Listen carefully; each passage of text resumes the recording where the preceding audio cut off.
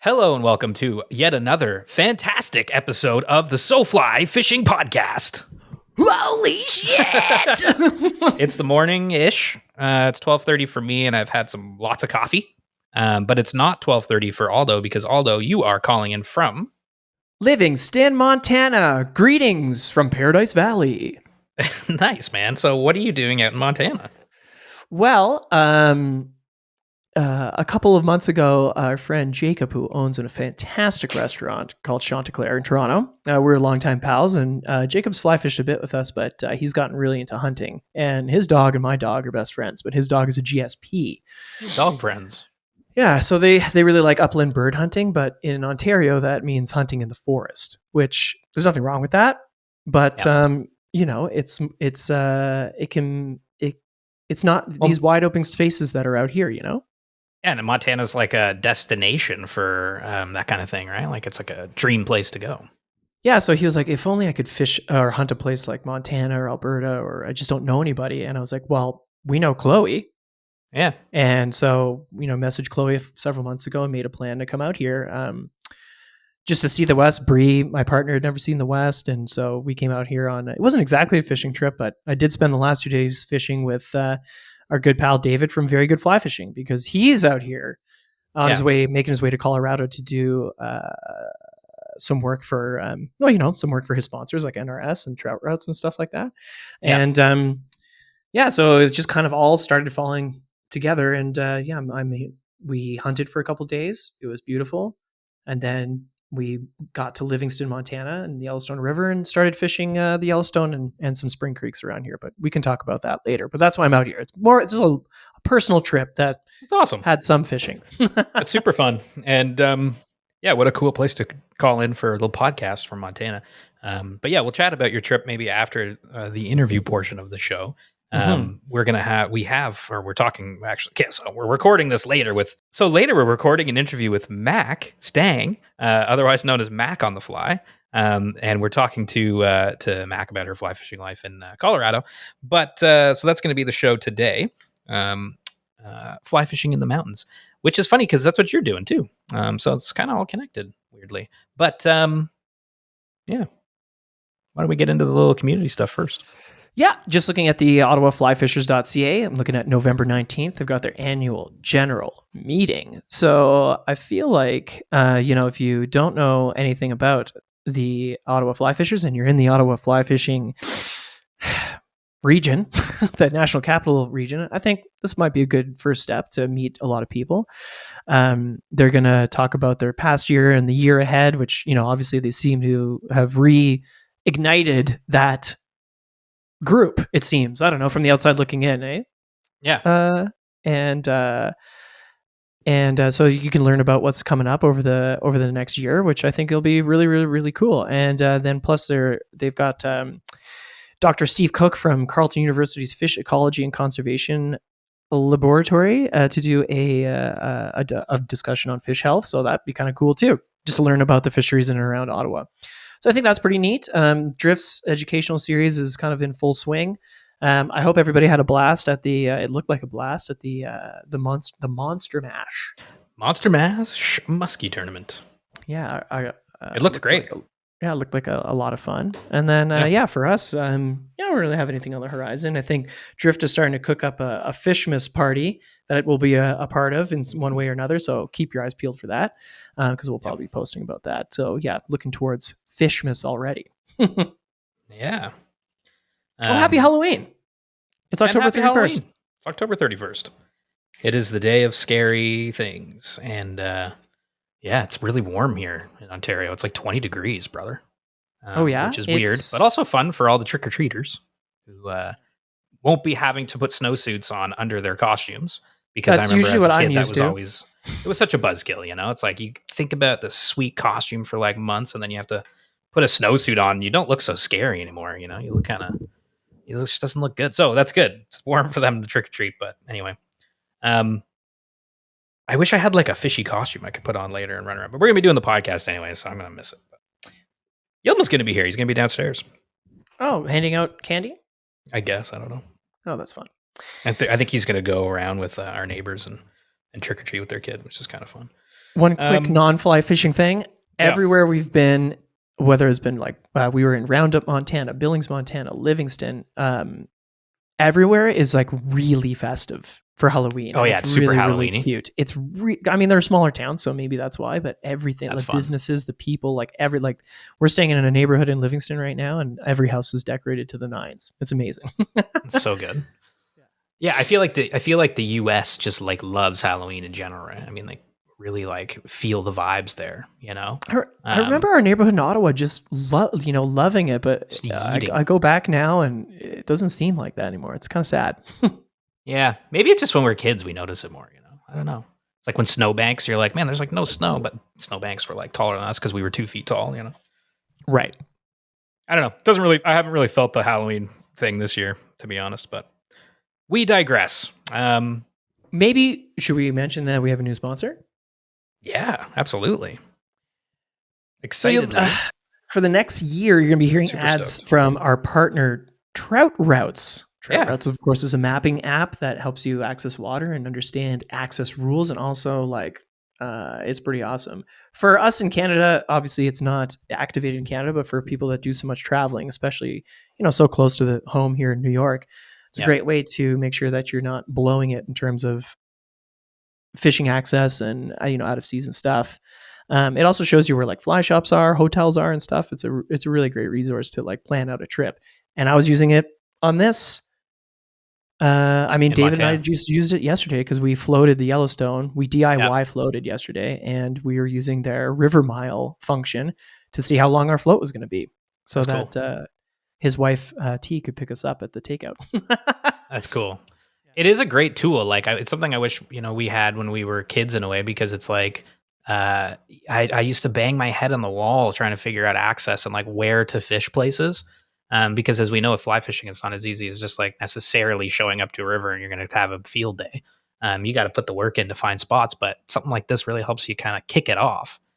So yeah, Trout Routes, shout out to them. It's an awesome app, and check it out if you haven't, especially if you're planning a trip to the US or if you're in the US and looking for new spots to go fish.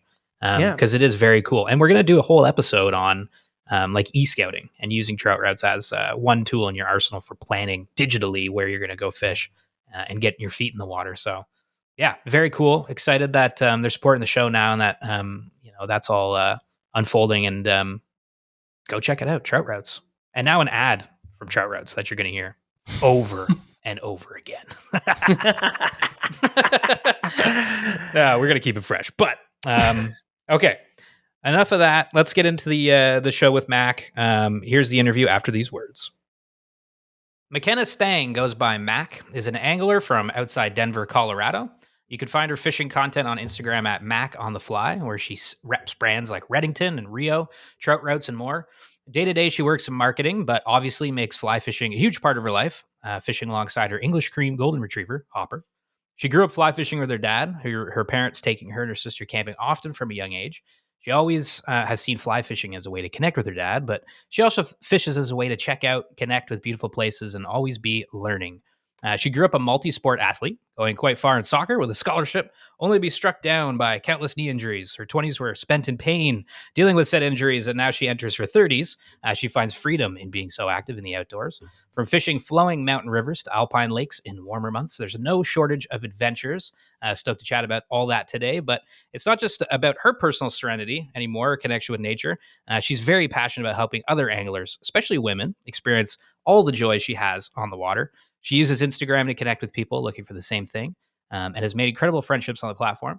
For Mack, Instagram is not a like and follow machine, but rather a great tool to educate, inspire, and share. She wants to make fly fishing less intimidating and show that everyone belongs in it. Her first fish on the fly was a rainbow trout, and her first time on SoFly is today. Mack, welcome to the show. Thank you. Yeah, that was a great intro. I think you know me better than I know myself. Well, I'm glad you liked it, because it was it's these intros sometimes could be kind of long, but I think it's good, to hear about all your life before we get into stuff. And yeah, we're stoked to chat about kind of everything today. Where are you calling in from today, Mac? I am calling in from Thornton, Colorado. That's where I live now, um, and have spent my day working from home. And now I'm talking to you Nice. guys. Hey, there you go. Oh, What's so the fun. weather like there? Is it fishy? We're experiencing all four seasons right now. Yeah. Colorado. It's winter in the morning, 30s, and then by mid-morning you probably have spring, and then afternoon it's summery, and then it's officially fall by the evening. So that's kind of what the weather's like right now. But yeah, Yeah. fishing's been great Nice. in the fall. Yeah. Oh, stoked. Yeah. Well, we'll get into all that stuff today. Yeah, I guess first, like, although, how did we meet Mac? What was the first time we met Mac? Well, IRL, we first met Mac Yeah. at the Denver Fly Show last year in January, which was super fun at the Reddington booth. Yeah. And we met your dad too. Yeah. He was there You with met my dad in real life before you actually met me. He Yeah. sat beside the Reddington booth. So That's right. That's Yeah, true. that's right. That's true. Yeah, he was there with Project Healing Waters, which was really cool. And then Matt and I got to fish together in Oregon on the recent Reddington trip, Mhm. where we were birthday buddies. we were birthday right. buddies. September 17th and September 18th. So Yeah, Well, you guys are just a day apart. No way. yeah. So Yeah. that was Fun. fun. Yeah, it Mac's looked like trip a great got trip. cut short because of, well, one, you had to leave early. Two, you had such a harrowing journey there. You're like a 10-hour delay.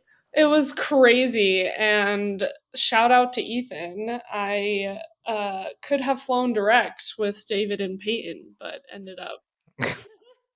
I got some crazy route. Yeah. And I haven't told you this yet, Aldo, but Okay. I ended up with poison oak for Oh, no. like 3 weeks. Oh, dang. No. Yeah. So that's negative. It was a wonderful trip. Beautiful. Loved getting to fish the Deschutes and potentially catch a steelhead, which we didn't, but got down the spey casting and came away with my own little novelty of poison oak. So a I little, didn't yeah, a know that at little all. souvenir. yeah. Oh, damn. Yeah. Yeah, it looked amazing though, but yeah.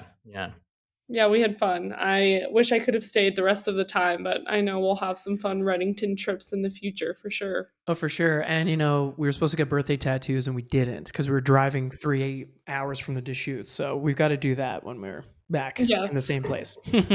Yes, Yeah. agree. Even if it's not our birthdays, we'll have to do it. Yeah. Yeah, Big time. Denver round 2, you know? Yes. Ooh. I'll get an even bigger crazy happy face on my back or something. I got like the dumbest happy face. Anyways.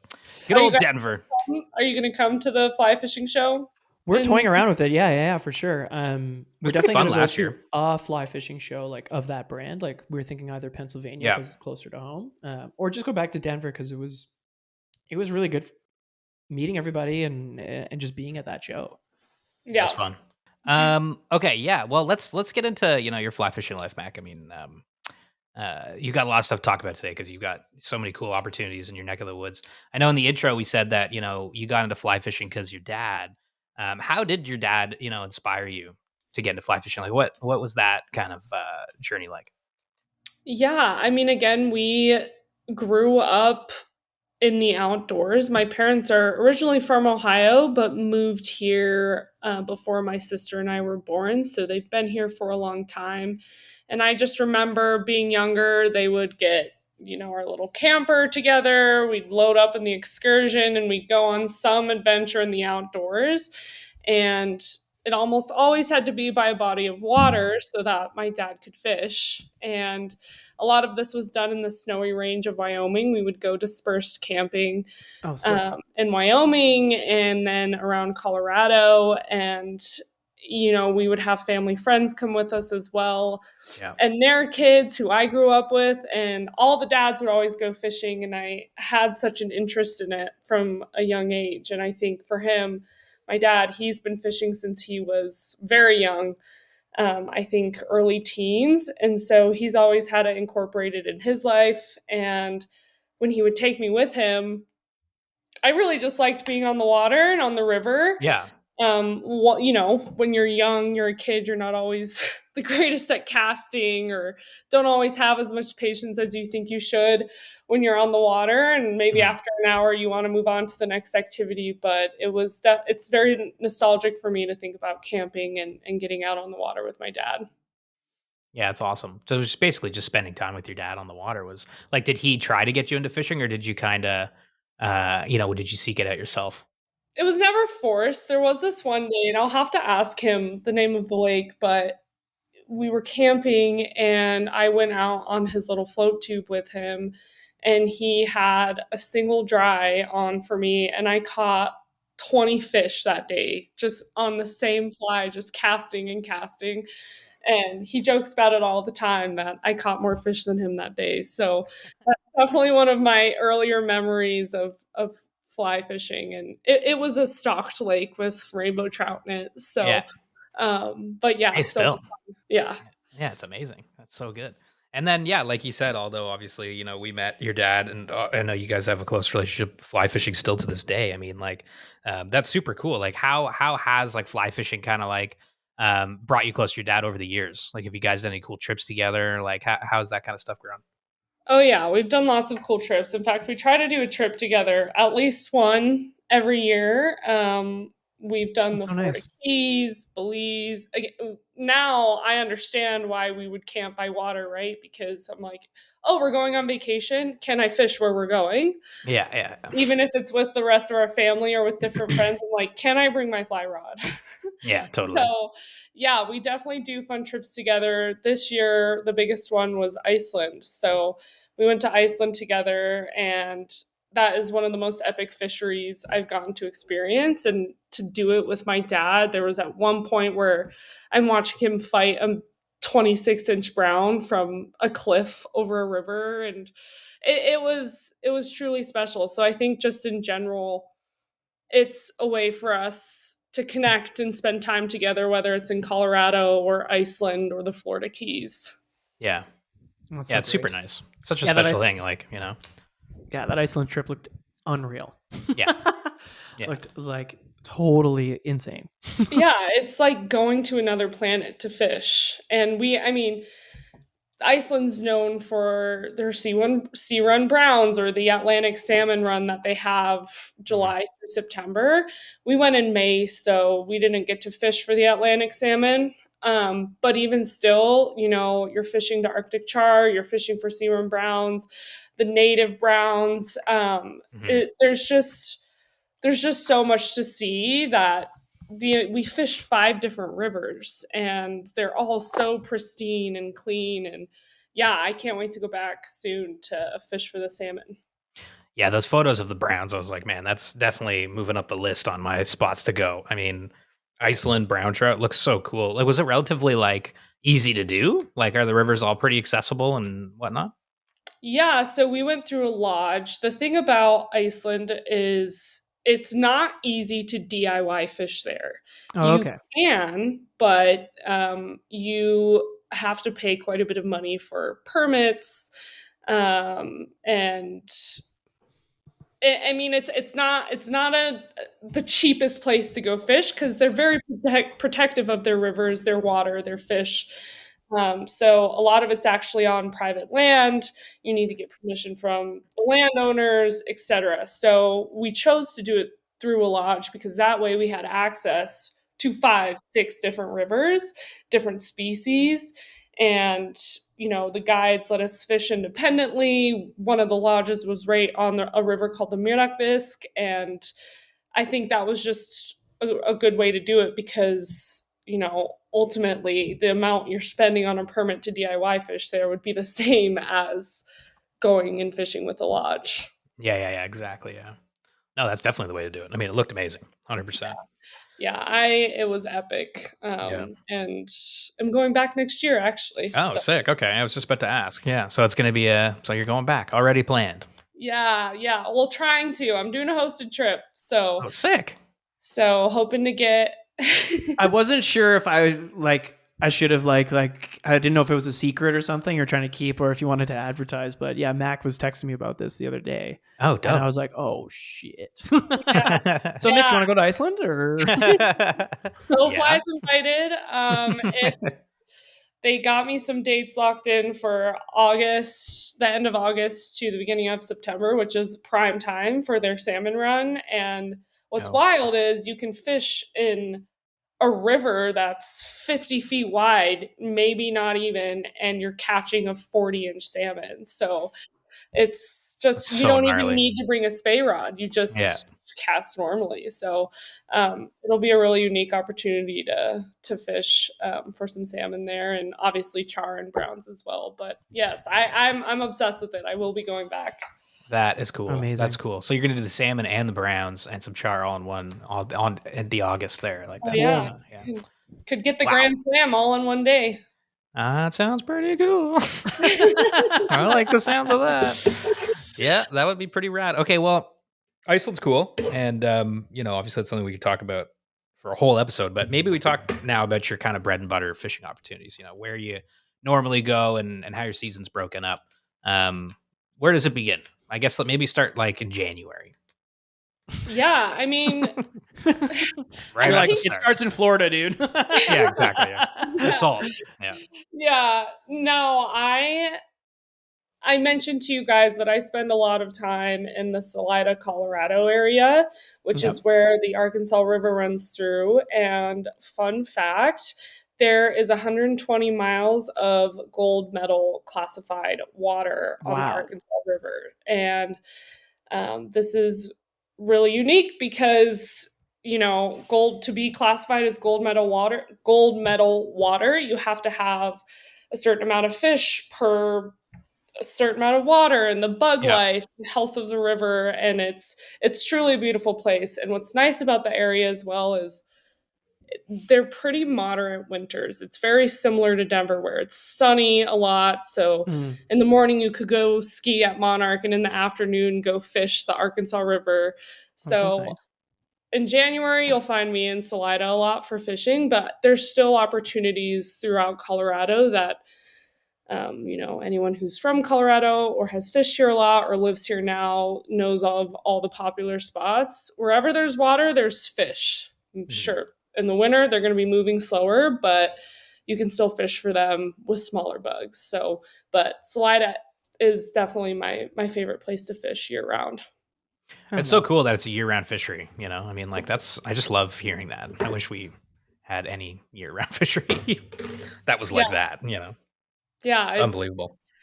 It's definitely a higher desert climate, so the river runs year round, and the browns are always hungry in there. They're wild browns too, so they're naturally producing. They don't stock it anymore. Oh, so that's rad. Cool. Yeah, they stock it with rainbows, but not browns. But not the browns. That's really interesting. That's really cool. Yeah. How'd you learn that river? Like, what do you remember the early days? Of getting to know it? Yes. So a little bit of a backstory. My parents used to want to kind of make their way to Steamboat. That's where we used to ski a lot of the time when I was younger. And my dad ended up getting a raft about 10 or 11 years ago, a Moravia raft for fishing. He got a fishing frame on it, and he and his buddy went to Salida on the Arkansas River to learn how to row it down the river with the guide. And come to find out, this guy who took them down the river was also a real estate agent. And my dad fell in love with Salida and ended up getting a place there. So he got his raft, he got his house, and now, of course, I'm using him for his raft. So about 10 years ago, almost 11, we started floating the Arkansas River on his Moravia raft every year throughout the summer. The floating season is usually April through October, September, sometimes November, depending on the flows. But prime time floating is usually the summer for you name it. So yeah, that's kind of how our infatuation with Salida started. Cool. I mean, I had no idea it was 120 miles of like. Yeah, it's unbelievable. A little aside, in the intro to this show, we mentioned I'm in Montana. You obviously saw David earlier. We did 10 miles yesterday, and I was like, that was a lot of river miles. It is a lot. So 120 would be so much water to, be able to explore. That's so special. Yeah, it's a really wonderful place. Yeah, and there's so much water around it too, like tributaries, right, small creeks, Alpine lakes that I like to take advantage of throughout the summer. So the valley overall between Leadville to Salida is there's so much water to explore. You almost can't do it all in a lifetime. It's unreal. That's unreal. Yeah. Well, since you mentioned it, and since Yeah. you've been posting a lot about it, and since we don't get to do that, the Alpine Lakes stuff you do is like, I really wanted to talk about that today because it's just so cool. It's something I've never done. Mitch, I don't think you've done it either. Oh man, it's like my go-to. I I love an Alpine lake. just atop of the CN Tower. Can you imagine? It's like, what the Yeah. fuck? You didn't tell me. Yeah, no, the just Alpine lake thing looks incredible. And that's kind of your summer season, eh? You start doing that when it gets warm. Yeah, it kind of varies when it starts, usually around June, but the snow melt can vary each year, and sometimes it can snow up that high into June. So this year, the season was end of June was my first hike, and there was still snow on it. And then I just went last weekend. You hardly ever see it go this late, but we did get up to a couple more lakes this past weekend. So prime time is definitely like July through September. Okay, and when you're like, God, where do we start? Like, I guess like, what was your first intro into that? Like, did like a friend bring you, or were you just like, oh fuck it, I'm going up the mountain, or something? Yeah, my dad and I did used to go sometimes. There are a couple lakes around his house that I'm very familiar with, that we've gone to together. I think growing up, I was more into river fishing, and Alpine's definitely newer over the past 4 years or so. And actually, my friend Melissa has gotten me really into it the past 3 years, and I go with her a lot. And then I think, yeah, just making sure you do your research. There's definitely hikes you can do by yourself. But yeah, I think it's kind of a combo of both. And Melissa's passion for it really sparked my interest for it again. I'm like, okay, let's get outside of the river life, go explore some of these lakes. And the past few years definitely have dedicated summers to doing that. So are there like day trips you can do to Alpine lakes, or are they all? Is it always camping? There's day trips, right? No, yeah, there's day trips. There's one by my parents' place in Salida that's it's a brutal hike. It's less than a mile, but it's like 900 feet in elevation gain in less than a mile. But you get up there and there's this beautiful lake, and yeah, you can fish it. There's been a lot of times where I've been the only one up there, and there's cutthroat crews in the banks, and you're casting dries to them. So there's definitely day hikes you can do. Oh, that's rad. So cool that they like cruise the banks. And I was gonna say like that high up, like probably isn't that much food for them. But then I'm so ignorant on this. Like, what are they feeding on? And how is their life? Actually, a lot of life. They'll eat like some of my favorite dries to use are caddis in the Alpine, but there's terrestrial life as well. So beetles, ants, they'll eat midges. There's chironomids that they'll eat. There's leeches. I mean, depending on the elevation you're at, there's actually quite a bit of bug life going on in the summertime. Oh, okay. Cool. Yeah. Because it just like looks like some of the places you're posting, it's like, you're above the tree line, or it doesn't seem like someone like me who's like from the land of forests doesn't compute, but it's just like so cool. Fair. Like, if you think about how sunny it gets in Colorado, it can, temperatures can definitely vary. I think in the winter, the lakes do freeze over and the fish will hunker down if the lake is deep enough, but you will experience lakes that may have been thriving with fish historically, but they could have winter kill where the freezing of the lake does kill them because it's not deep enough, or, things like that. So definitely possible, but there's plenty of bug life for the fish to get after up in the Alpine.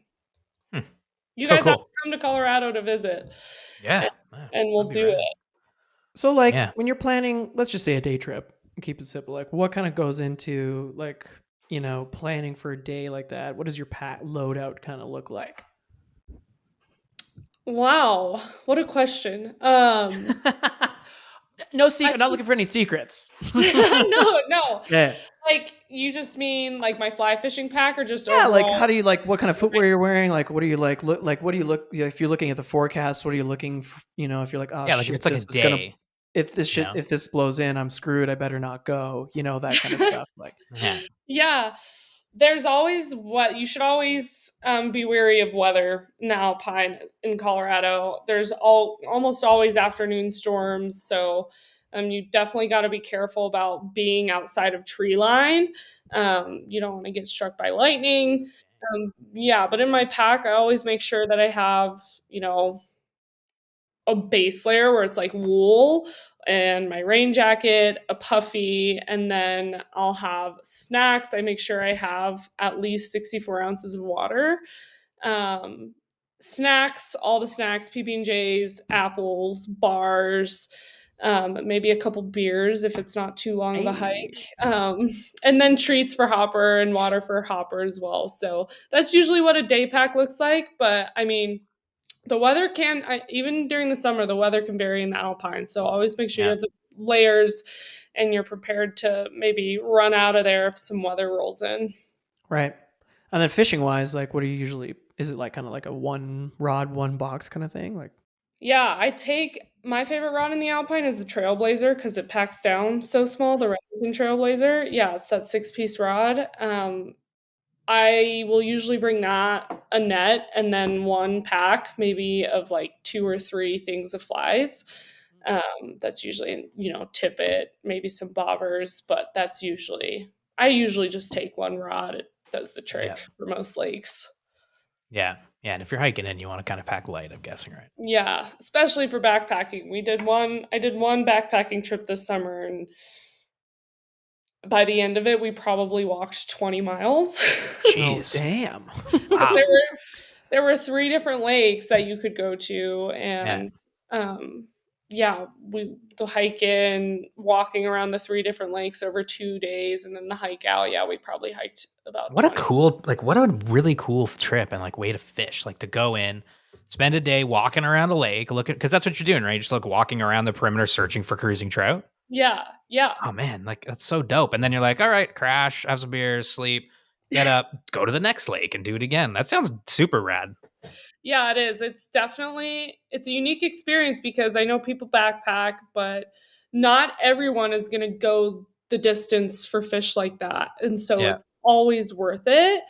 While you might have a 40-pound pack on your back for a 7-mile hike in and you're cussing while you're walking up, you're tired, Yeah. it's always worth it to me because you're not going to run into too many other anglers because not as many people are going to dedicate that time and the mileage to go do that. There are people that do and that are very Alpine purists, but it's definitely a unique experience. Yeah, that's cool. And then the fish that you catch in there, like, are they just like any kind of water body? There's some big guys, there's little guys, or is it, do you typically get like, this kind of fish? There can be some big guys. Yeah, some tanks. I'm not going to disclose the lake name. No, of No, course please not. don't. Yes, but I mean, the top lake, am I allowed to cuss? Oh yeah, Okay. we swear all the fucking time. Okay. One of the lakes was like a fucking aquarium. Like, That's sick. it was nuts. And they were so picky too. But I mean, we're watching fish 20 plus inches, beautiful cutthroats swim around just in pods of like 6 to 8. And I'm like, what? And I'm putting every fly I can think on in front of them. I'm jigging leeches and they're being so picky. I got one to eat. And it was like a damn tarpon. It shook its head and went out to the middle of the lake and popped off. So you definitely see some big ones. That's cool. And they're a lot more picky because the fact that they've gotten that big in the Alpine means they've gotten really smart. So right. Of course. Yeah, because because it's predator wise in a lake, right? With super clear water too, I would imagine, right? Yeah. That you could just see these fish cruising around. Yeah. It would be a hard place to be a trout. Yeah. Yeah. I wonder, birds all like, around. what the rate of growth is, if like if you get to 20 inches, like how old is that fish? I wonder. I think it depends on the species. So I I think I wrote about this in the excerpt I sent you guys, but there's my favorite Alpine trout that I have ever caught was a golden trout last year, and Mm. it it wasn't it was maybe 16, 17 inches, which golden trout don't get too big. I mean, it again depends on where they're at in their environment, but it was an older fish, and I reached out to one of my friends on Instagram, and it was a lake he knew about, and I sent him a picture, and he was like, "Holy shit, that fish is 10 plus years old." That's so And the crazy. reason he knew that is because the last time it was stocked was over 10 years ago. And the time before that was only 3 years ago. So there was no way it was only a 3-year-old fish, right? So I mean, sometimes you can look at stocking reports Right. and figure it out that way, but it depends on the trout and the species. Maybe a 20 plus year old trout is also 8 to 10 plus years old, you know? It depends on their environment for sure. For sure. So are a lot of these lakes stocked, or are they naturally producing fish as well? They're mostly stocked, yeah. Um, Not that that's an issue. I'm just curious. yeah, they're mostly stocked. I mean, you have real Rio Grande cutthroat, Colorado cutthroat, all the different types of cutthroat. The one Mm. that's native to Colorado is the greenbacked cutthroat trout. Okay. Yeah. Cool. And golden, you said goldens too, eh? Yeah, which obviously so are rad. not native to, Yeah. to Colorado, but Right. there are a handful of lakes here where you can catch golden trout or hybrid of golden and cutthroat trout. Yeah, that's super cool. Man, golden trout They're are such a so wild. beautiful. They're like Yeah. the things you were Yeah. posting is like it's just the most beautiful. The Yeah. colors. I don't even care if it's a small fish. They're so beautiful. Unreal, like that they evolved to just literally be gold. It's like, what is that? Yeah. Like that can't evolutionary. And I'm sure some scientist is listening, like you idiot, but to be gold in a river, like a bird's just like, well, there's the fish. Like beautiful, beautiful. Yeah. There. Yeah, that gold Yeah. bar swimming. Yeah, Yeah. It's amazing. Yeah, they're fun. That was yeah, I got into quite a few golden trout this year actually, so super fun to do the research, figure out where they're at and get the miles in. that's awesome. Yeah, the Alpine Lake thing looks super cool. It's a unique fishery. You know, I've just started hearing about it recently. Some friends out west and stuff, but yeah, it's that's a neat one. Very Yeah. cool.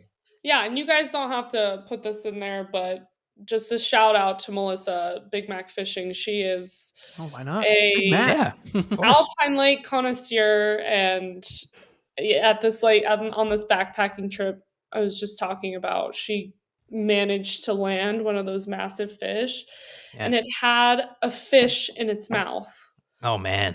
when that wasn't fully digested. Like it was the Yeah. size of the fish I was catching at the first lake. You know what I mean? It was Yeah. the process of eating it. So she really has Alpine Lake styled. So Big Mac then I guess fishing. maybe because the food is so, well, maybe not scarce, but like not diverse, they turn into cannibals. Like Oh, pike. yeah. Yeah. Yeah. Because pike are cannibals sometimes. We fish for pike all the time. So like Yeah, they don't care. Yeah, it's just they don't care. They'll eat them, they'll eat their brother. But but yeah, that's really, really, really interesting. I'll fish That's cool. streamers in Alpine. Okay. It's not always as effective as fishing an infrig or, you know, dries.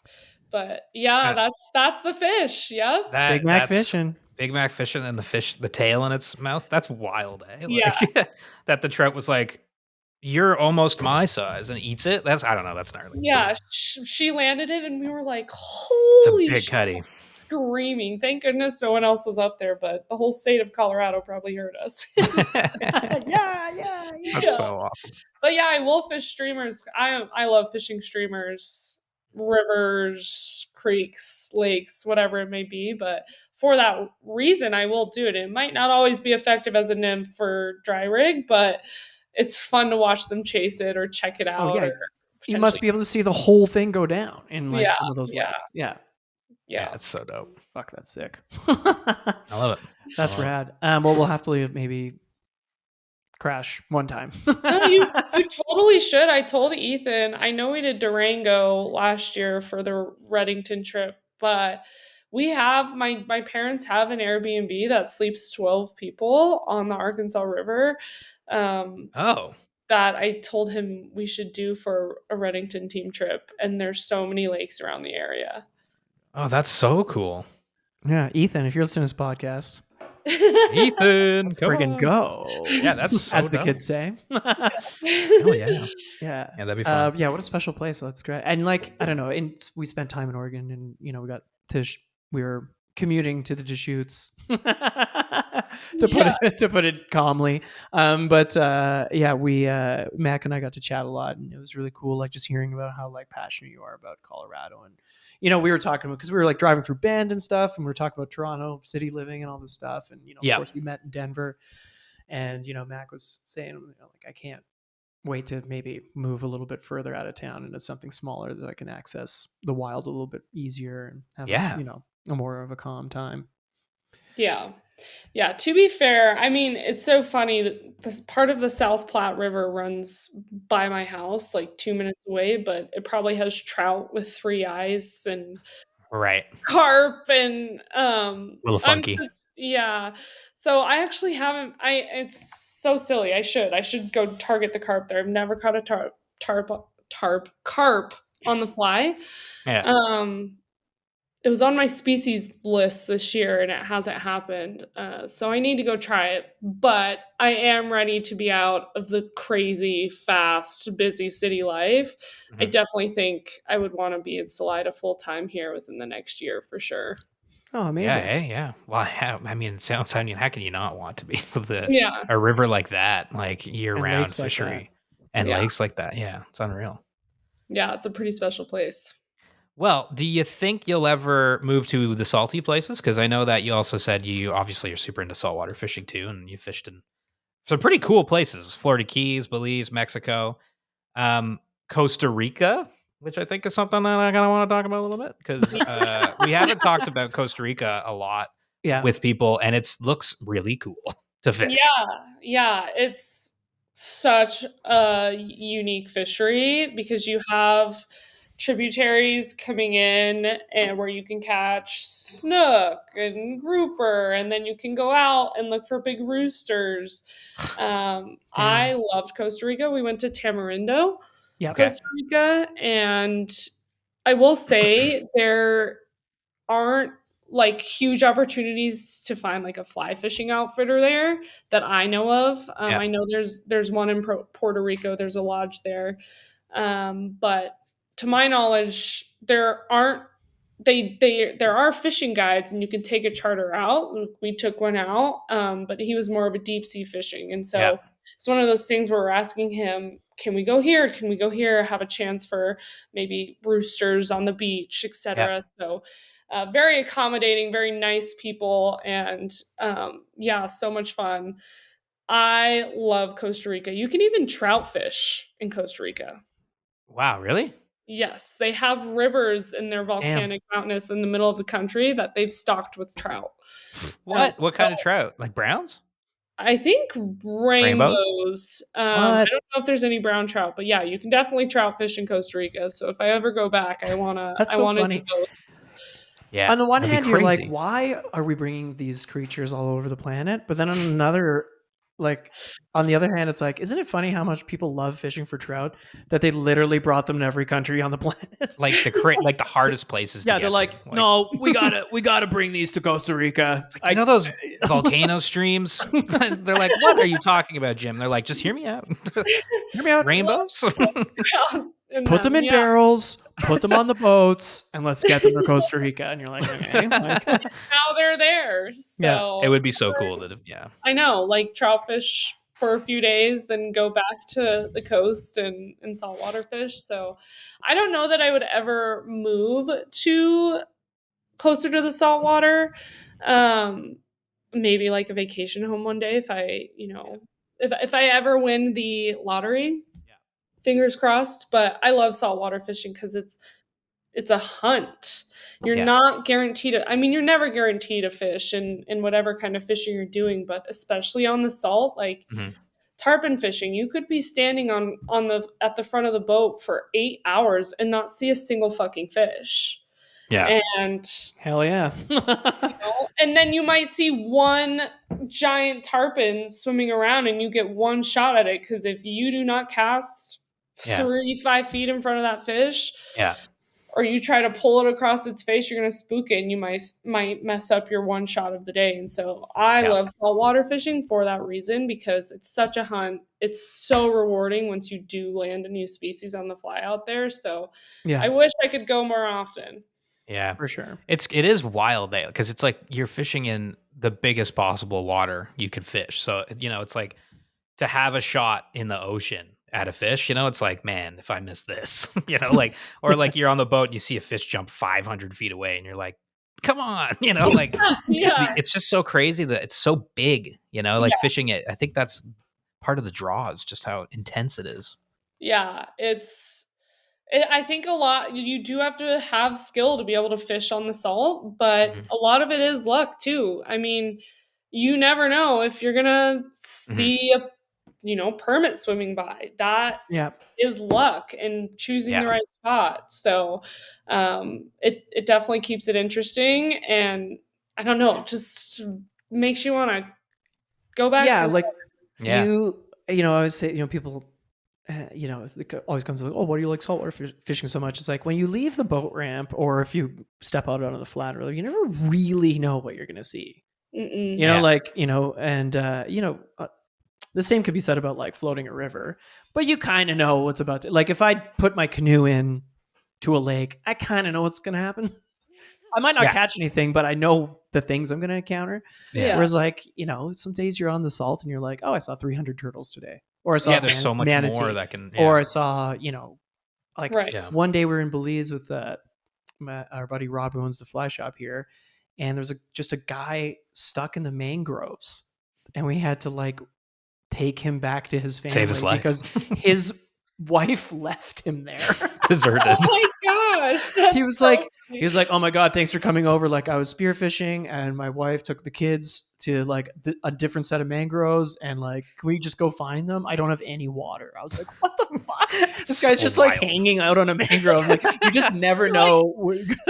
I like, didn't catch a bro. bonefish today, but I did catch a guy. Yeah. Yeah. So you just never God. kind of know. It's like such a mysterious, like to your point, Yeah. Rich, like it's such a mysterious place. Well, and it's so weather dependent too. If it is cloudy, you might have a Yeah. fish that you want to catch swimming right by you, but you can't see it. Obviously, Yeah. you can look for nervous water, or some of those guides have eagle eyes. It's crazy to me, but Yes. if Yeah. it's Oh, yeah. cloudy, it makes it 100 times harder. So super weather dependent too. Yeah. It is so fun, I'm thinking more about it too. Like it's just an adventure, and then when Yeah, you do catch a fish or it does turn on, it's like crazy special because yeah, it can be very aggressive because these fish are kind of insane, yeah, like exactly. yeah. We're going to Exuma in January, So, so the Bahamas. And so what we do, my family, we don't, as in our adult age, we don't buy Christmas presents for each other anymore. We go on trips I Yeah. instead. love that. it's great. So that was why we went to Costa Rica, and then now we're going to go to the Bahamas in January, and Fun. I'm so excited. Yeah, you Bonefish, should be. obviously, the bonefish there are insane. My Yeah. dad's been before. And then I really want to catch a triggerfish. Yeah. Yeah. So Nice. we'll see. Fingers crossed. I never get my hopes up, especially with the salt. But yeah, the next salt trip is in January. Yeah, that's Oh, that's gonna be great. awesome. I mean, we're Bahamas big. awesome. If you listen, people that listen to this podcast know that we're pretty big Bahamas fans. So we've been lucky enough to go a couple times. So Oh, Aldo, you've been like 80,000 times now. three Brother, times come on. to the Bahamas. He's a Bahamas man. 80,000. 3 times. Because you One went to time with- Exuma, right? Yeah, after the first time I went to the Bahamas in Andros, Bree, my partner, met me in Exuma for like a little trip. But we That's were the just place on the with beach. the swimming pigs, right? The beach That's with the right. swimming pigs. That's right. Exuma. You know how we did not. Crazy sidebar. We were like, oh, let's go. Okay, we'll do one touristy thing. We'll go to the pigs. It was Yeah. $800 to do it, and we were like, you know what? We're good. Yeah, fair We're enough. like, never mind. We'll just go to the beach instead. Yeah, well, I haven't been to the Bahamas, so you'll have to give Oh, me yeah. some tips. You're That's gonna be an awesome trip. yeah. It's like, man, the bonefish are. I don't want to like say something that makes it seem less special to catch one in Mexico or Belize, but for whatever reason, they seem to be stronger and like a similar size bonefish seems to be stronger in the like a 5-pound bonefish Oh my gosh. in Mexico versus a 5-pound bonefish in the Bahamas for some whatever reason. I don't know what the science. If somebody wants to chime in here, or we'll call our buddy Dr. Ross at the Bonefish Tarpon Trust to explain it to us. But like they're just way They stronger. fight like hell. They're so strong. The Yeah. bonefish fight. Bonefish and tarpon are my favorite saltwater fish to fight on the fly. Did you get to roosters when you were in Costa Rica? Did you get any? Yes, so the big guys we caught. We went to. I've caught roosters in Cabo and then in Costa Rica. In Costa Rica, he would take the boat to the beach and we would look for roosters, bait balls, and we were able to manage, a couple decent ones on the fly. And then, the guide was like, there's big roosters, let's go catch them. So kind of circle of life, we were catching like ladyfish on the fly as the bait fish. That's cool. Yeah. And then he would put them on spinning rods and we were landing massive roosters on the bait fish, the ladyfish we were catching on the fly. So a fun little circle of life story there. That's awesome. Roosters are just so freaking cool looking. Like I just can't. I fought one for like, it felt like almost 40 minutes. And we got it to the boat. And I was like, I can barely hold this thing up. I like went and laid down in the back of a boat. I was like, I need a break. Yeah, for sure. Like, okay, I almost have it. And it just goes. Oh man. Bottom of the ocean. So yeah, they are a blast. Unreal. Unfreaking real. Well, I hope the Bahamas is a good time. I'm sure it will be. You're gonna kill it. It's gonna be great. Yeah, excited. Definitely lots of pictures and videos to come for sure. Yeah, Exum is interesting because like obviously it's a bit more touristy in terms of like there's like a sandals couples resort, etc. on the island, but part of the island there's like nothing on it. Like Bree and I rented a car instead of going to the pigs.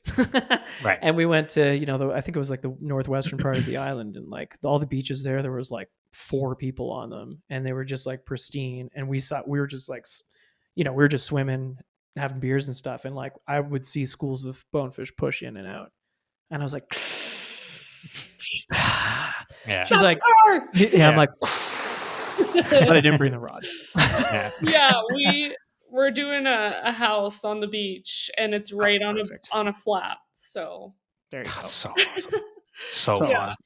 I can't wait. That's so good, man. You know, to have that like loop, of your dad kind of, going fishing with your dad when you're a kid and getting into it to now being on a beach in the middle of the ocean. Like, what a cool thing that is. Yeah. Circle it's so special.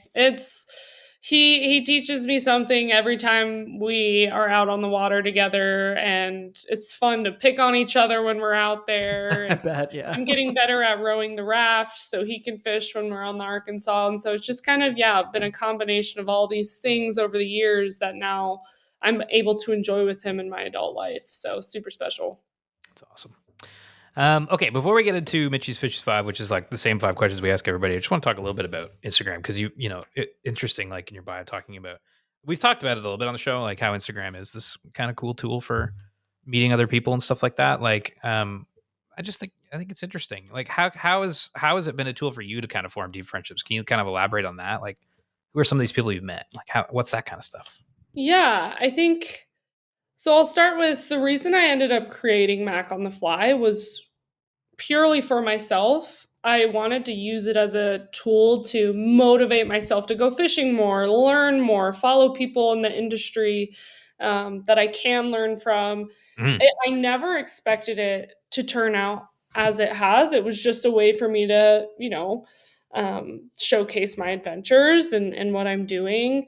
And I'm very grateful that it's become what it is today. I think I have met some of my best friends. It's given me really good opportunities with Reddington and different brands I've gotten to work with. And not only that, but I think, like I said, fly fishing can be an intimidating sport to enter. It's also very male dominated still, and there's incredible men in the industry, my dad including, you guys, everyone I've Oh, gotten to come hang on. out with and fish with. But um it's given me the opportunity to meet other fishy women. A lot of the Yeah. time I was just going fishing with my dad and his friends, or that was kind of who I was fishing with, and intimidated to go by myself too. And I think it motivated me to reach out to people and find a community of women who also love the sport. Yeah, it's like so many women are getting into it. It's awesome, and it's like I can't remember the exact stat, but it's like blowing up year after year. Like more Yeah. women than ever getting specifically into fly fishing, Yeah. which is really really cool. Yeah. I was, I mean, and having, talking about this now, it was really cool. Unfortunately, you had already left, but that last day we spent on a spring creek in Oregon. We got to the river and we're like, walking out this, it was a busy river, but there was more than enough space for everybody. But everybody on the river was a woman. Like, it was mainly women on the river. And I thought, originally, like, even Demisha was like, is there like a fly fishing women's club? Like, just do we happen upon a fly fishing club meetup or whatever? Because where we're from, again, like Mitch said, it's growing, but it's still very much the minority. But it was just really cool. And like, most of these women were, I would say, like, a little bit younger or my mom's age, which is like 60s, like, Yeah. late 50s, mid 60s. And they're out there just like fishing. This one woman who looked like she stepped out of a 1980s Patagonia ad, like all of her gear. She Oh, was I love just Super dope. crushing fish. That's so sick. And which was really cool. And so for you to like, it was just a really interesting moment. I was like, oh, this is, I don't know, it's kind of nice. Yeah. Yeah. Yeah, it's really cool to see. I mean, there's groups in Colorado too for women. There's one called Uncharted Outdoors Women. She has Colorado Women on the Fly, and they host fly fishing 101 classes, fly tying classes, fly fishing 102 classes. And it's such a cool avenue to meet other women who just want to get outdoors and learn how to fly fish. And so people like that create these groups or are making it a welcoming space, I think Yeah. it's so powerful, because then you go out on the river in Bend, Oregon, and you see a group of women fishing, and it's extremely inspiring. Yeah, for sure. Well, I think you're doing it as well, right? Which is awesome. Like your page, it's cool in that sense that Instagram has that. Like it's got that, now you've got like this page with all this awesome content. People see you, and maybe more women that are interested in it will be like, hey, maybe that is for me. And it's such an awesome thing, fly fishing. So it's great that more people feel like they can come and do it, because they should, because it's Yeah. kick ass. Yeah, totally. I think Instagram can have sometimes a negative, Of course. Yeah. reputation. Yeah. Um, People might look at me as an influencer, but what I think it's fun to joke about fly fishing too. Some people always only post the hero shots of this giant fish they caught. I don't think that's realistic. I think, while it's fun to catch a big fish and pursue different species and do all these things, it doesn't have to be like that. If you're catching a small fish, hell yeah, you caught a fish on the fly. Like, I want people to know you don't have to be perfect. No one's perfect in the sport. There's always something to learn, whether um, you're me, you're Aldo, you're Mitchie, or you're the most experienced fly fisher there is. You still have something to learn from someone else, and I think Yeah. that's what I try to portray. Is it's just about getting outside. You don't always have to catch the biggest fish. It doesn't have to be an elitist sport. We're just all Yeah. here to enjoy the same thing.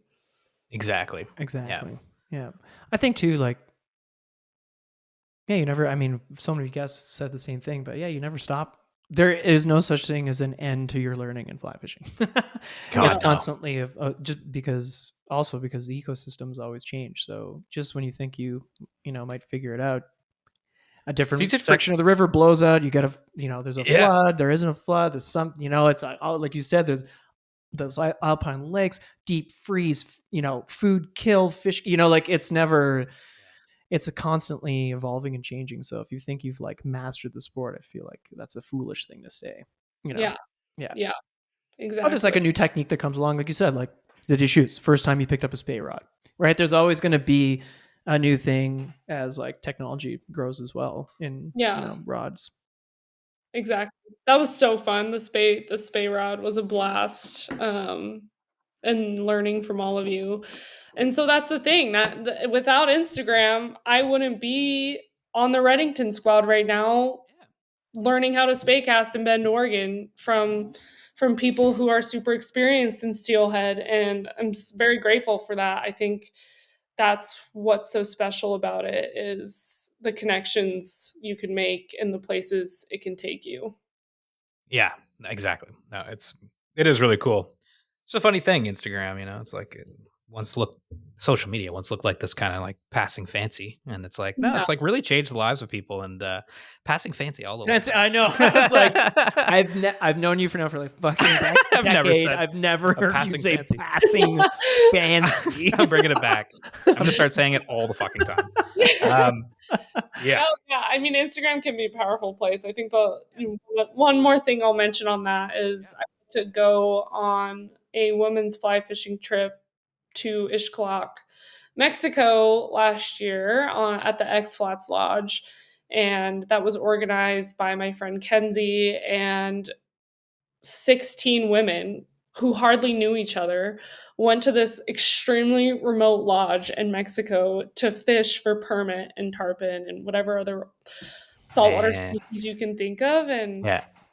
I made some of my closest friends doing that. It was out of my comfort zone to, go with people I didn't know that well, and ended up coming out with some really great relationships and memories from that. And it's because of Instagram. And So so awesome. it's, yeah, a very powerful tool for sure. Trips like that can be so crazy, eh? Like they stick with you because it's like, Oh, you make especially lifelong friends. when you don't really know people, and then but everybody kind of clicks. It's like you had this crazy experience, and you just like, well, we're just like it progresses the friendship so fast, You're just Yeah. like, yeah, And there was nothing competitive about it. We would all come back yeah, from our day and meet at the dock and like, what'd you catch? What'd you catch? that's Celebrate awesome. together. If someone didn't catch something, which was always the case. There was Yeah, always someone who didn't catch something for the day. Still so supportive, yeah. making sure we were there for each other and celebrating our wins. It was so cool. And it was where I caught my first permit actually. So Oh wow, I was yeah. gonna say, I badass. was like, refresh my memory, but I'm pretty sure your first permit was there. Oh, that's badass. Yeah, Six Flats, it yeah. was. The first day I had one on and it came off. And then, throughout the week I had some shots here and there, some misses, of course, fucked it up, whatever. And then the night before the last day, I looked at Kenzie, who was going to be on the boat with me. And I was like, I would like to be on the water at 7:30. And she was like, hell yeah, I'm down. And we told the guy who we were fishing with the next day that that's what we wanted to do. He was at the dock by 7:30 on the dot, and we were out there, water's glass, and we're hanging out for like 30-40 minutes. And one of the guides, was deaf and mute, which gave him insanely good vision. I think it just makes it happen. Yeah, Whoa. Yeah, very cool guy. And he started pointing, and the main guide was like, oh yeah, 150 yards out. I'm like, how the hell can you see that far? I'm like, unreal. what Yeah. are you looking at? But finally I see the nervous water and I'm like, okay, take a deep breath. And, when they approached about 80-70 feet, I started making my cast and put it in front of them. And before I knew it, I had a permit on. I saw it eat. It was just the craziest thing ever. And they Rocks all so hard. started celebrating. And I'm like, shut up. Yeah, yeah. I'm not Yeah, fishing yeah. out of the boat yet. Don't jinx it. Yeah. Yeah. And so it was such a cool trip, and Kenzie was there to celebrate me when we got back that night. Everyone was so stoked. I'm hearing about everyone else's fishing stories for the day. And so all that to say, Instagram can put you in touch with some incredible opportunities. Yeah. No. Yeah, that's super cool, man. Yeah. Okay. 5 more questions. We ask every guest at the end of every show. Mitch's Fishies 5. Kind of more just general questions about your fishing life. The first question is, what is your favorite fish and why? If you had to pick a favorite fish, what would it be? What the hell? Why would you ask me that? I know. Because Well, sometimes people are we've like, asked "I don't know." 132 people that. Yeah. What episode is this? I don't know. Oh my gosh. I guess I am a trout purist. Can I do freshwater and saltwater? Absolutely. Okay. Freshwater, I would have to say brown trout. I know they're technically invasive, but they're such a hard fighting trout. And they're so territorial. Streamer fishing for browns is some of my favorite fishing to do. So, especially on the arc. So I would say freshwater, it's brown trout, and then saltwater would have to be tarpon because of the way they fight and the way they take your fly. You're not always gonna land. I mean, they're just so much fun to watch jump. So They're the coolest brown fish. tarpon, yeah. I think tarpon might be objectively the coolest fish in the world. Yeah. Come at me. They're I like think predators. I agree. Yeah. Like just seeing them swim, you're like, holy shit. You know, Yeah. they're like Yeah. so cool in a just in the ocean. Oh my Yeah, God. exactly. Yeah, brown trout rock too. I love brown trout. But Oh, tarpon, no, I'm just kidding. It's actually funny that you say that because I'm in Livingston, Montana, and we were going around, and then we went to the Christ, I can't remember the art gallery's name, but it's the guy that does like all those fish things that like Fish Pond and MFC use. Yo, And one of his Hopper! and one of his sculptures was a tarpon in brown trout skin. I don't Oh, know if you yeah, can yeah, see yeah. that. It's I so think I've seen a picture of frustrating, that. but yeah, that's awesome. Yeah. There's a I'll send it to you, Mac. That's awesome. Yeah. So No, cool. there's a fly shop in Golden that has a big shark hanging from their ceiling painted like a brown trout. That's awesome, eh? That's awesome. Yeah. It is cool. I like that. Well, the tarpon brown trout's perfect for your answer. That's awesome. Yeah, that's awesome. I need it. Can you steal Yeah. it for me? Okay, I'll try. I'll flee. I'm leaving Livingston tomorrow, so I'll Just just running flee down the with street. it and Start the car. start the car, Bree. Start the car. Okay, number 2 is if you could fish anywhere in the world right now, assuming it'd be like the best fishing trip of your life, where would you go and why? And like the conditions were like the time of year. to be Amazing, there. yeah. Like Okay, I have a lot of places on my list. But I want to go fish for golden dorado in the Amazon. Yeah. so when we Yeah. started the show, the main answer was always the Seychelles for Seychelles. GTs. And Really? and Yeah. I have to say, within the last year or two, It's Dorado. it's Golden it's Dorado. now Dorado. It's like for very good reason, but it's just like, Yeah. sorry GTs, you're not cool anymore. No, I think it's just such a remote part of the world, right? And Oh yeah. or rooster fish, or not rooster. Oh my gosh, peacock bass would be super cool too. I just think in the Amazon, there's probably so many freaking species out there that people might not have even caught on the fly yet. So while golden dorado is a very general answer, I think just in going to Bolivia or Brazil to the Amazon to just fish in general would be super cool. Yeah. Oh my God. No, totally agree. Like arowana. We have a friend up here, Roy, who was down in recently. Did you see that Instagram Yeah, post? I did. I was like, this guy's from Newfoundland originally, Oh, Yeah. cool. Mac, and he like we never actually fished with him, but he comes to all of our events and stuff. He's like nicest guy in the Super world. nice dude. Shout And out to he you if is, you're like, listening. the fishiest guy on earth. It seems like it It doesn't is matter where he crazy. goes, he catches like the biggest thing, and The every fish slam on he Earth. got was nuts, man. It was like an arowana, arapaima, a peacock bass, something like that. I gotta go look again, but yeah, an arapaima, an arowana, and a pira. How do you pronounce those again? I know a tambaki. I don't even know what. I don't know. It is a crazy looking fish, but honestly, even just like things like arowana, they're so beautiful to catch. It's like, yeah. Yeah. So that fishery, and I'm with you on the golden dorado thing. Yeah. Be They friggin' find it awesome. crazy. I mean, I don't know if you guys seen the Jungle Angler, but his videos are Yeah. They're nuts. wild. So Yeah. yeah, Super definitely wild. on the list. And it's just crazy. Wherever you can go, you can catch something on the fly. My boyfriend is in Borneo, Indonesia right now, trying to fish for red kaloi, which is crazy. That's And he's cool. here, and so there's just so many species that He's doing that right now? yeah, I think he starts his journey back to the States tomorrow, but yeah, Wow. he's in the middle of the jungle right now. That's cool. Yeah. The jungle is just such a crazy place to fly fish. I'm with you. Like it's Yeah, be a yeah. hell of a trip. So, lots of I love places it. to do it. Yeah. Okay, number 3 is what is your best fishing memory? One of your favorite fishing memories of all time? You had to pick Oh one. my gosh. We usually I usually say the first one that pops in your head is usually that more impactful one. You don't have to dig Okay, too well, the far. first one that popped into my head was my first Arctic char then. Boom. There we Yeah, go. in Iceland, we're fishing the Brunel is what it's called. And we're having a good day. My dad had caught a char that day already, and you're walking around slowly, kind of trying. They're not big rivers, with these massive fish in them, and we see this char kind of right by the bank. It was probably a foot or two off the bank. And you could tell it was eating. It was, swimming side to side. And, um, you know, the guide stopped me and was like, "Oh, stop, stop, stop." We're kind of kneeling down. And Yeah. I actually had a Rio fly on. The baby got bead. That's what it ate. Yeah.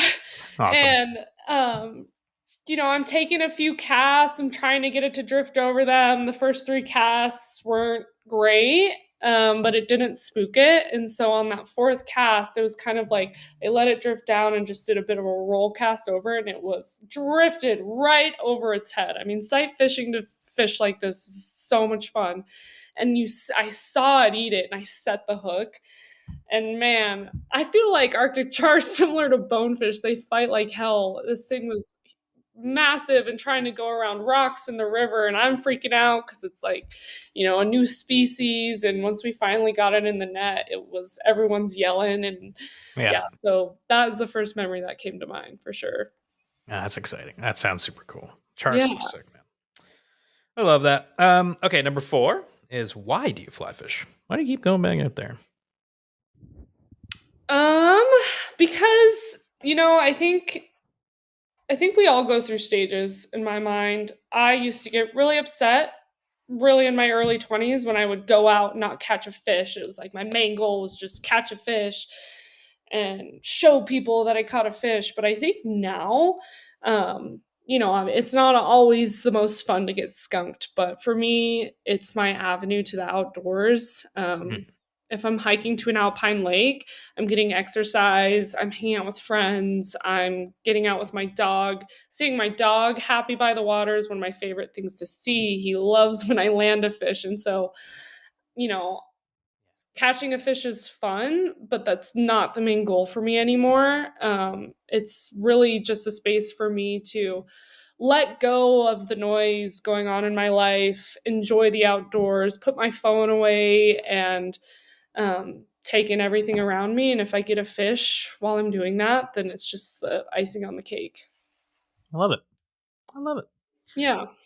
Number 5, the last of Mitch's Fishies 5, is what fly pattern represents you best and why? If you were a fly, what would you be? Oh, I already have an answer for this. Yeah. I would be an articulated thin mint. Wow. Hey, nice. Okay. Why? Yeah, How come? because they can be a little bit flashy. They piss brown trout off, and they fish really, really well. And so, well, okay, hold on. That made it sound like I fish really well, which I don't all the time. But I would say because it's just a super effective fly, and they're Hell yeah. flashy, and yeah, it's my favorite streamer to fish with. I That's love it. amazing. I love it. That's Articulated. amazing. You do fish very well, Mac, by the way. So It's okay. Every- You can pat yourself on the back. It's all good. Absolutely. Hey, thanks, Aldo. But like we said, everyone makes mistakes, and we're all still here to learn. For sure. Yeah, I love it. Yeah. Oh, that's great. Yeah. That's a great Yeah. answer. I always love asking that question. It's always curious. Yeah, that's a good one. It's fun, and yeah, one day we'll put it all in a book somewhere. And And remember when I said 132 people? We're on episode 178. This is episode 107. Way off. a lot of what kind of flies. Way off. But maybe we've always said when we hit episode 200, we'll try and make a coffee table book about everybody's fly and what they are. So you're in the book. So you're in the book. Oh, yay! I There like you go. that. Right now, the book is 100% fiction in our own lives, but maybe one day it won't be. McKenna Stang, articulated thin mint. I love it. It's funny. I was like, somebody said Thin Mint, and it was Kayla, but I was like, not originally, because when we had her on the show originally, she said something else. But when we asked her at the Denver, because we were going around asking people this at the Denver Fly Show, and she's like, I would be a Thin Mint. That just stuck. You're articulated Thin Mint. Yeah, somebody said this, but Kayla's a liar because she said something else when she was on the show. So you own. Yeah, Thin we Mint. kind of messed it up with Kayla because she's got multiple. We have to figure out. It's like when you do the Harry Potter sorting thing too many times online. You're like, I don't even know which house I am now. Like Gryffindor, I'm a Hufflepuff. I have no idea what's going on. Like, what fly is Kayla? I don't know. Oh, we know. We've asked her. We've asked her too many times. She doesn't need anymore.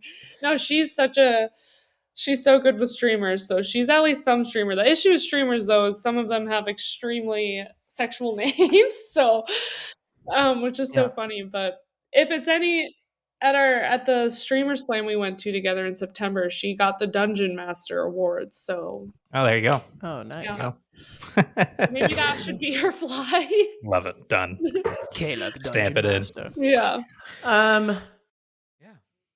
Mack, it was so great having you on the show, and it was so great to meet you last year, and then very relatively quickly get to actually fish together. It was awesome. Yeah. You guys have to come out to Colorado. Maybe I can get everyone out here for a Reddington trip on the Ark. It would be so fun. If it was up to me, I'd be down. Be awesome. We were gonna say before we sign off is we've been mentioning Instagram. Where can people find your Instagram? This is like shameless plug time. They can find my Instagram on Instagram. There you go. Yeah. No. You can find me at Mack on the Fly, MACK on the Fly, all one word. Boom. There you go. And you'll be posting pictures, I'm sure, from the Bahamas when you do that trip. So there you go. You can go check out how Mack's trip went if you're listening to this in February. Lots of small fish and golden retriever content. So that's awesome. Mack, thank you so much for coming on. It was a blast. Yeah, thanks for having me, guys. It was so fun to catch up, and happy Halloween. Happy Halloween.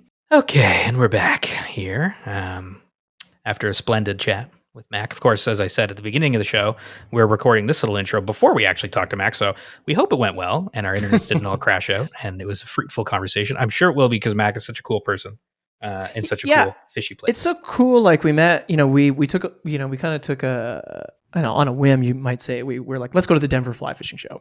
Yeah.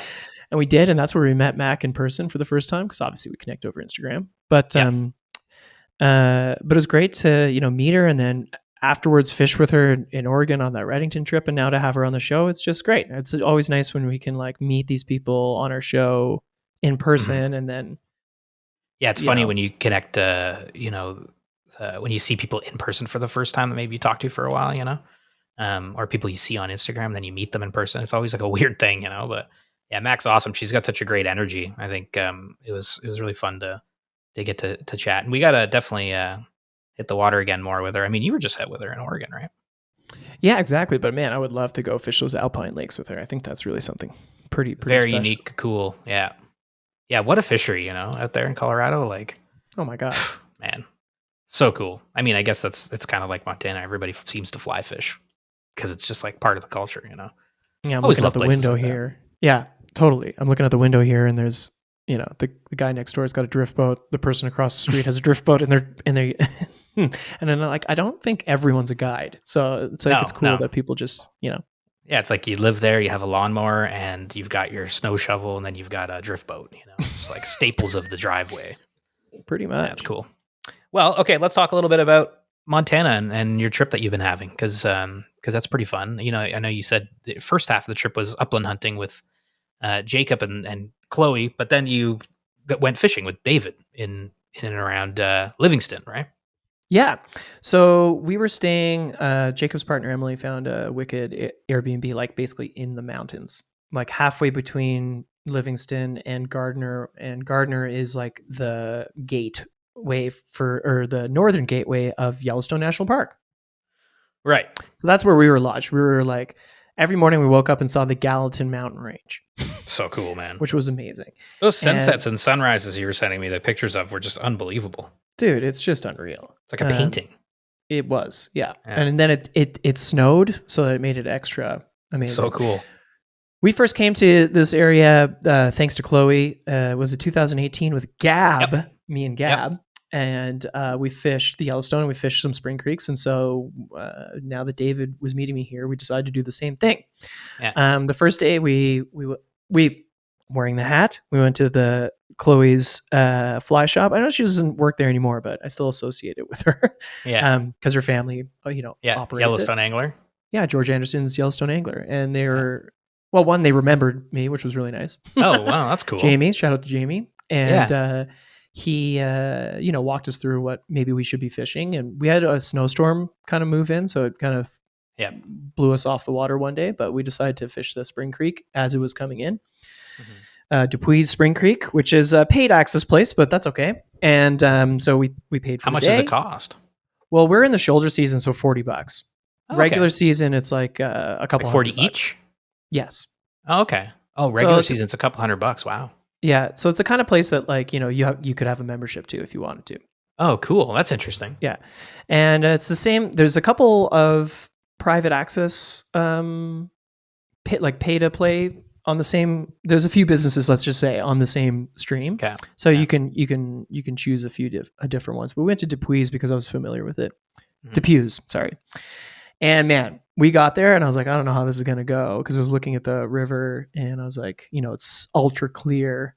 Right. And I didn't know how active everything was going to be because that storm was pushing in. Then you remember that you're on a spring creek and everything is, pretty much stable. We started seeing tricos coming up, and all of a sudden, like the biggest browns and rainbows sipping tricos. Oh, man. And so we were like, oh shit, it's on. Like the river was boiling. Oh, that's so cool. Yeah. Did you have tricos? Like, did you have the right flies? Because I know that can be frustrating. Yeah, thanks to the team at the Yellowstone Angler, we were prepped. Were we prepped to fish size 26 flies? That's another story. Right, like but mindset. We had to size 26 flies. Yeah. So what we did is we kind of I was using like a size 18 like black parachute gnat, and then behind it I had the midge because I couldn't see the midge for the life of me. And so if the lead fly acted weird in any kind of way, I'd kind of set. We caught a lot of fish, but they weren't the trophy ones. We caught a lot of like little browns, little beautiful browns, and we hooked into a few bigger fish, but unfortunately lost them. Oh no! Like I'm talking like north of 20 tanks on you can't even thread these flies with anything bigger than 6X. So it was a bit tough. So you're using 6X then? Yeah. Yeah, that's true. That's tough. It's pretty fun though. Like that's like we had it was a great day. It was a very technical day, and I think we caught. I think we did pretty well. Given the conditions, and you both got like a couple of nice fish. Oh yeah, yeah, which is awesome. Like those photos of those fish were dope. Check out our. Oh, that was the Yellowstone. Oh, that was the Yellowstone. Mm-hmm. Okay. Did you get any really nice? Did you get at least a beefer or something in the beef? Yeah. Biggest fish we got, I think. Biggest fish we landed was 12 inches. We hooked a few beefy rainbows. Wow, dang, that's fun. I mean, that's fun, anyways, right? Like if you had another week, you could really hone in, and Yeah, I think for sure, totally. Yeah, but I mean, it was great. Like David showed up, scooped up. He was seeing a bunch of like emergers in the water. We scooped them up, matched the hatch, and we were pretty quickly into fish after that. So awesome. It was great. It was a great day. Spring creeks are technical. They definitely challenge you, and it's definitely worth especially the shoulder season, $40 to it's a learning experience as much as a fishing experience. Yeah, and it's good if you never done it and you get frustrated. That's something to revel in, like for people listening that go do it and they're like, this is the most frustrating thing. I think that's a good thing. You got to Yeah. have those experiences, right? Where you're like, Yeah, damn you it. push yourself, right? And you Yeah. learn. Yeah. And it's great. Cool. We had a great day. And Yeah. then the snowstorm came in, so we weren't able to fish. So I Yeah. ended up staying an extra day because we were planning on leaving, today, basically. Yeah. And yesterday we floated the Yellowstone River because David has his NRS approach, which is the Approach 100 is technically a one-person raft. And you two were kind of just cuddled up in there? We were cuddled up and we were fit, but we made it work because we're both tiny guys, Yeah. And we took turns rowing, and man, it was like 10 degrees, sunny all day. Oh, awesome. And just floating through this valley Mm-hmm. was just insane. Yeah. And we, it wasn't a lights out day by any means, but we caught trout. Yeah. We caught beautiful trout. David's was particularly amazing. And we caught a bunch of whitefish. It was so much fun. That is awesome. Yeah. Even just floating. Yeah. Yeah. We were about to say the same thing. Like even just floating somewhere like that is fun enough for us, like not being used to that. Every bend of the river was more magical than the other one because you're just like you'd see another section of the mountains and just because it had snowed, but also the snow had melted further down the valley. It was all these amazing goldens from the the valley floor, and then as your eye goes up the mountain, you get to the forest, and the forest has all these greens and then snow covered trees, and then as you go up, you get the grays and the whites of the peaks. Unbelievable. So it's just and then as the sun was setting, everything just lit up golden. I don't understand, the cottonwood trees and the maples and stuff. Yeah. They all still have their leaves, but they're all yellow and golden. I don't understand how they're holding onto these leaves because when the wind blows, it's insane. So just the whole valley just lit up in gold at the end of the day, and it was just oh my god, cool, so cool. It was unreal. Yeah, it was unreal. It's good that it sounds like it's been a fun trip then. Oh, it was so fun. I mean, one more day of fishing would have been awesome, but it's all good. Hey, so that's the way she goes. And then you're driving back, and that's a long because you drove. That's a long drive. Yeah. How much time? When do you guys leave, and when do you get back? It's going to be about 3 days of driving. Okay. Because it's just Bree and I, right? So we're not so you leave tomorrow, kind of thing. We try to do 10 hours a day. Okay. 10 to if we do 12 hours tomorrow, then the next 2 days are just 8-hour days, which isn't so okay. That's not bad. Yeah. Because we also have Frankie, our dog, right? So you got to stop and make sure that she's walking. You got some cool stops along the way? Yeah. On the way here, we drove the north shore of Lake Michigan. Yeah. It was really amazing. A really amazing drive. And then we drove through North Dakota and saw the Badlands. That was fucking rad. That's cool. On the way back, I think we're going to go through South Dakota and Illinois instead. And see what we see that way. What part was boring on the drive? Was there ever a part of the drive where you were like, woof, what a grind? Because that's a long haul. 401. The 401, yeah, fair enough. Leaving Toronto to get to Sarnia, I was like, ugh. Yeah, that part does suck. And then, and I know that from, no offense to Southwestern Ontario, but, the 401 isn't the magical part of Southwestern I don't think anyone Ontario. likes driving, through Southwestern Ontario. At least on the 401. The highway, 401, I hate the 401 too. Yeah. Even going east, it's the worst. I try to skip it as much as I can. I pay money to drive on the 407. And I'm like, I'm going broke, man. I can't keep paying these crazy tolls, but I refuse to drive the 401. It's the worst. Trucks everywhere. Ugh. Okay, so that's cool. Then the rest of the drive, through the States, was mostly fun. There was never a moment where you're like, fuck. Mm. No, I guess no, not at all. No, not at all.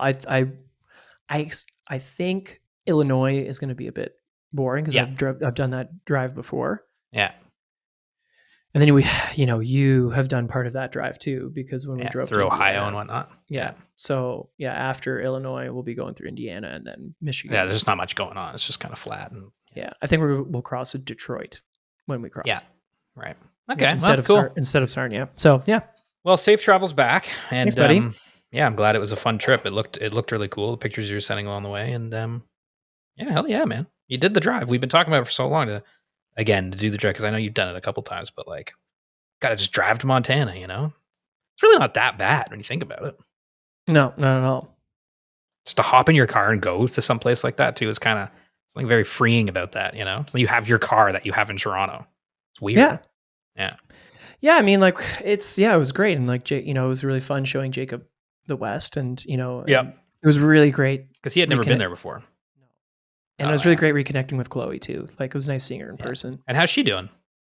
Great, definitely hunting more than fishing these days. Like she's out hunting again this weekend. Yeah. So we weren't able to hang out in Livingston together, but she's great. I mean, she's been. I mean, since we first met her, she started her own magazine, Raconteur. Nice. About women in the outdoors in Montana. She's been published in the Fly Fish Journal a bunch of times. Yep. Her photography career is taking off. It's awesome to reconnect and see what we've all been doing these past 7 years. Totally. Oh, fuck, I mean, it's crazy how time flies. Like, what? Yeah. We gotta get out fishing again with Chloe. Like do something like we did in Texas. Yeah. This time I'll try not to die and be violently throwing up next to her room. But that's Chloe's last memory of me is me in the next room, like fucking dying. That's the last time At least I saw caught a lot of redfish. Oh man, I'd love to go do that again. That was so awesome. Okay, well, rock and roll, very cool. One more shout out to Trout Routes. Check them out. One more shout out to Mack. Thanks for coming on the show, and shout out to all of you listening. We hope you had a fantastic Halloween, and now it's Christmas. As of tomorrow, my tree goes up, Mariah comes out, and let's go. Steelhead starts it's been kind of a slower start for me on Steelhead because I've been super busy and we haven't had a lot of rain, but the rain is coming, so it's swing time. November is going to be a swingy kind of steelheady time. Oh baby. All right. Well, thanks so much for listening. That's it for me, Mitch. Aldo. Yeah. Thanks for listening. Thanks. Bye. Take care. Oh, come here.